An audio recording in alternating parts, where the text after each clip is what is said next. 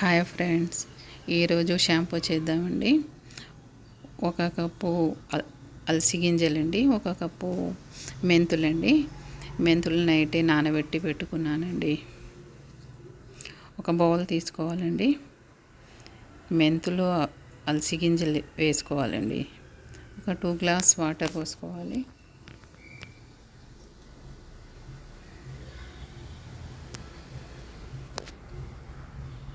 Stove మీద పెట్టుకోవాలండి. 15-20 minute వరకు ఉడికించుకోవాలి.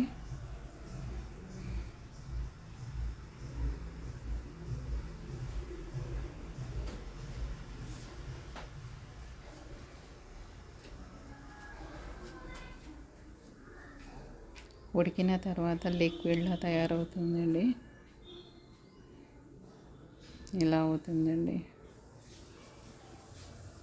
ఇప్పుడు ఉడికిపోయాయండి. స్టవ్ ఆఫ్ చేసుకోవాలండి. చల్లార్చుకోవాలి.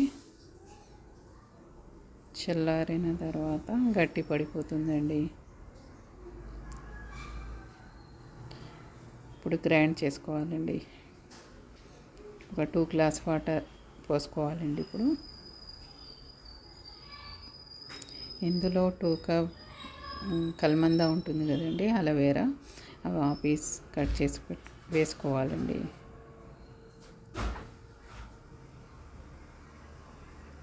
హాఫ్ కప్ షికాకాయ పౌడర్ వేసుకోవాలండి.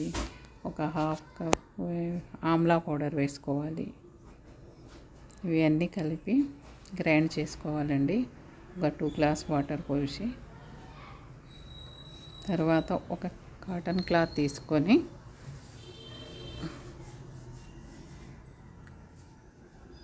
ఇలా ఆ పేస్ట్ మొత్తం తీసుకోవాలండి. కొద్దిగా కష్టం అవుతుంది కానీ చేసుకోవాలండి.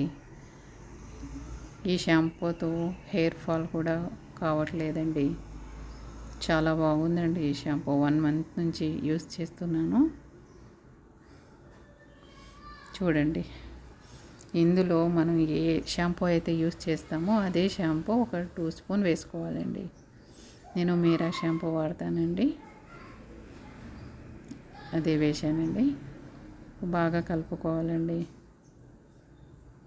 ఇప్పుడు కొద్దిగా చేతిపై రాసుకొని చూడండి.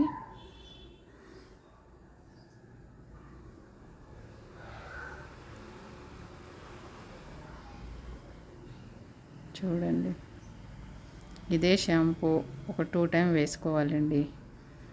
తర్వాత ఈ షాంపూ ఒక బాటిల్లో వేసుకొని పక్కన పెట్టుకోవాలండి. ఇప్పుడు మిగిలిపోయిన ఆ వేస్టేజ్ ఉంటుంది కదండి, అందులో ఒక బౌల్ తీసుకున్నానండి. ఒక 2 స్పూన్ పెరుగు తీసుకున్నానండి. ఒక 4 స్పూన్ ఆ పేస్ట్ని తీసుకున్నానండి. బాగా కలుపుకోవాలండి. తీసుకున్న తర్వాత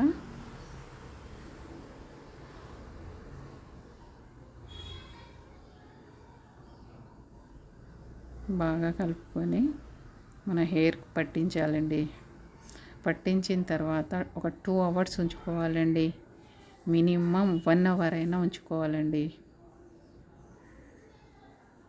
ఇప్పుడు పట్టియాలండి. చూడండి ఎలా ఉందో హెయిర్. ఇలా మంచిగా కుదుర్లలో వేసి వేళ్ళతో మర్దన చేయాలండి బాగా. 2 అవర్స్ తర్వాత అదే షాంపూ వేసుకొని తలంటూ స్నానం చేయాలండి. చూడండి ఎంత సిల్కీగా ఎలా తయారైపోయిందో హెయిర్. చాలా బాగుందండి. మీరు కూడా యూస్ చేయండి తయారు చేసుకొని. థ్యాంక్ యూ అండి. సబ్స్క్రైబ్ చేయండి ప్లీజ్.